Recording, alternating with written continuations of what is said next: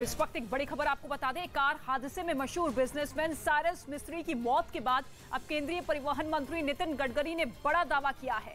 उन्होंने ये बताया कि जल्द ही गाड़ी में पीछे बैठने वाले लोगों के लिए भी सीट बेल्ट लगाना जरूरी होगा और अगर वो बिना बेल्ट लगाए पकड़े गए तो उन पर 1000 रुपए का जुर्माना लगाया जाएगा। केंद्रीय मंत्री नितिन गडकरी की तरफ से ये बड़ा ऐलान किया गया है कि कार की बैक सीट पर जो लोग बैठे हैं अब उन्हें भी सीट बेल्ट लगाना बहुत जरूरी होगा और इसके लिए 3 दिन का वक्त दिया गया है कि 3 दिन के अंदर इस आदेश को पूरे देश भर में लागू करवाना होगा।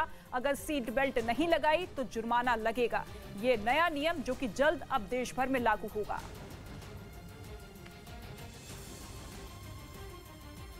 Actually, already there is a law, even for the people who are sitting on the back seat, even that is mandatory for them to take the seat belt.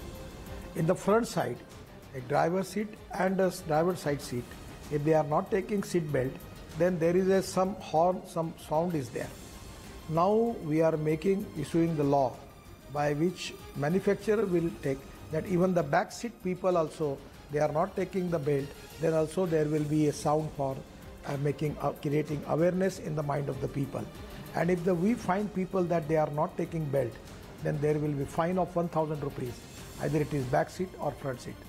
So I feel that taking fine from the people is not our intention.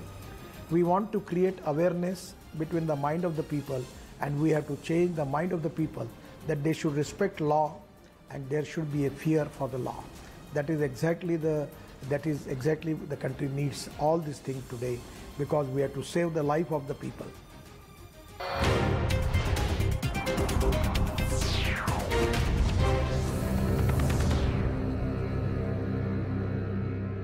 ज्यादा घरों की बिजली चली गई, जबकि दक्षिणी हिस्से में बसे करीब 3500 लोगों को अपना घर छोड़ने के लिए मजबूर होना पड़ा। इसके साथ ही 600 से ज्यादा स्कूलों को बंद कर दिया गया। तूफान ने 250 से ज्यादा उड़ानों पर ब्रेक लगा दिया।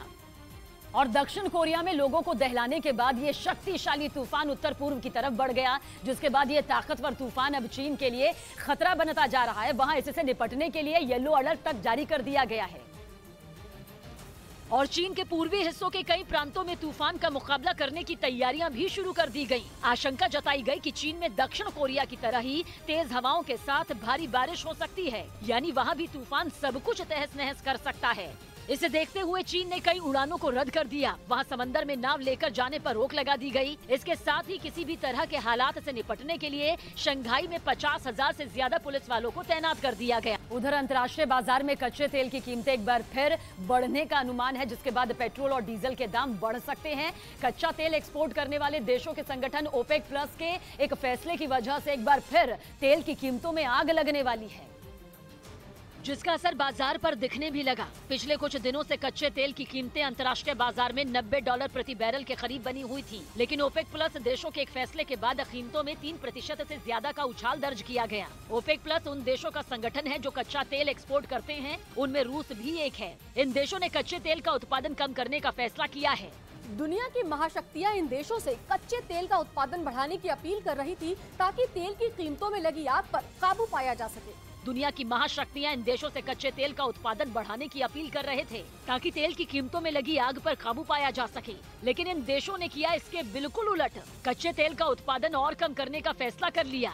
कच्चे तेल के उत्पादन का सीधा असर उसकी कीमतों पर पड़ता है। अगर मांग के बराबर सप्लाई हो जाए तो कीमतें काबू में रहेंगी, लेकिन अगर मांग ज्यादा हो और सप्लाई कम हो तो कीमतें बढ़नी तय हैं। तेल का खेल अब कुछ इसी रास्ते पर चल पड़ा है।